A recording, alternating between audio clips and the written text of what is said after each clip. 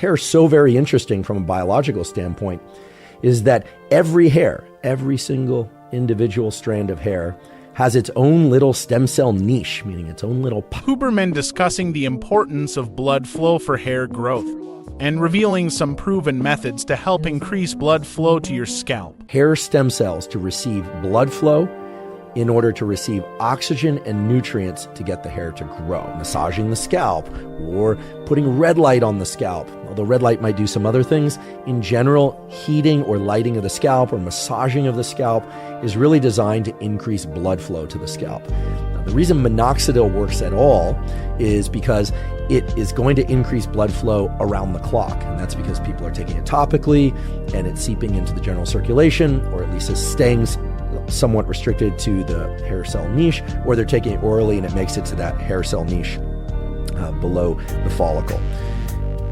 When we massage our scalp, however, that's a transient thing. I can massage my scalp right now. I'm no doubt increasing blood flow to certain areas. I'm probably decreasing blood flow to the areas I'm pushing down on, but it's all temporary.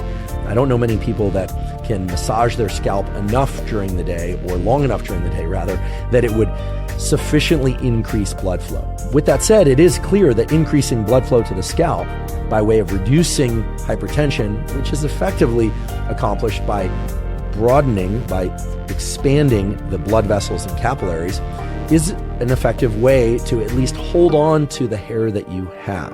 Is it going to completely halt hair loss? If you have a strong genetic bias towards hair loss, no. Is it going to reverse hair loss? Very unlikely that it will, but it can slow hair loss or even maintain the hair that you have. So if we were to take a step back and ask ourselves, what other sorts of drug treatments are out there besides minoxidil that increase blood flow and that might increase the rates of hair growth, or more likely increase maintenance of hair that one already has by increasing blood flow to the niche?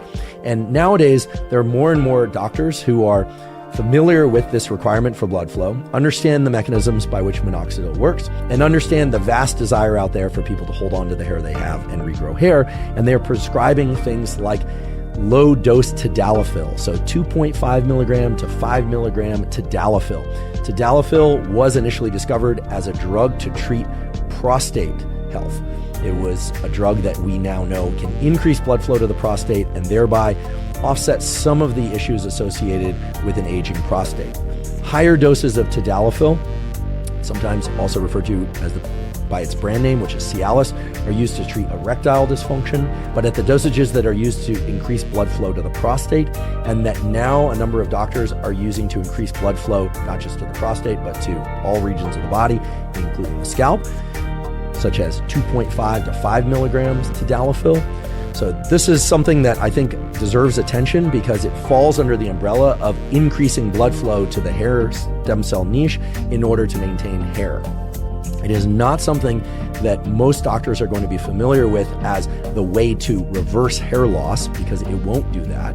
But the use of low-dose tadalafil to slow rates of hair loss is very much, in a logical, mechanistic sense, exactly the same as the logic of using minoxidil to slow rates of hair loss. It's all about increasing blood flow to support the stem cell niche below the hair follicle. The critical requirement for blood flow, oxygen, and nutrients to the stem cell niche is also why hair is so very interesting from a biological standpoint, is that every hair, every single individual strand of hair has its own little stem cell niche, meaning its own little pocket down there in the follicle, in which specific stem cells give rise to those hairs for different durations of time, depending on the hair, where it is on your body, etc. So for instance, the hairs on your head will undergo ongoing growth for 4 to 6 or even 8 years. So were you to not cut your hair, it would continue to grow. One single hair would continue to grow. I guess we could say all the hairs will continue to grow for up to 8 years. That is very different from, for instance, your eyebrows, which have a much shorter period of hair growth, lasting on the order of months. That's why you don't see people with eyebrows that extend down to their waist, but you can see people with hair on their head that extends down to their waist if they don't cut it. Now that discrepancy illustrates for us just how incredible hair follicles and the stem cells that reside within hairs are, and their enormous potential to give rise to these things that we call hairs, which are simply proteins of varying length. So today we are going to address the accelerators on hair growth and the brakes on hair growth.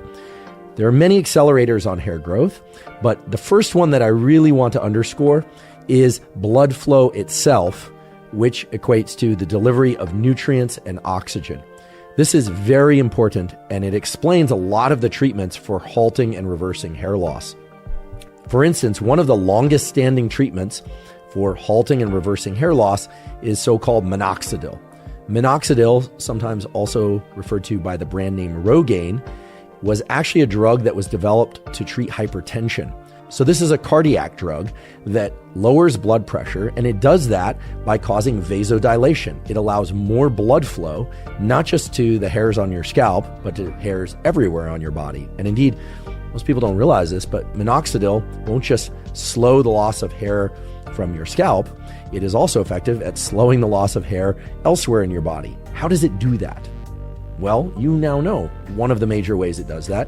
It does that by extending the anagen phase. So it basically makes that phase a bit longer.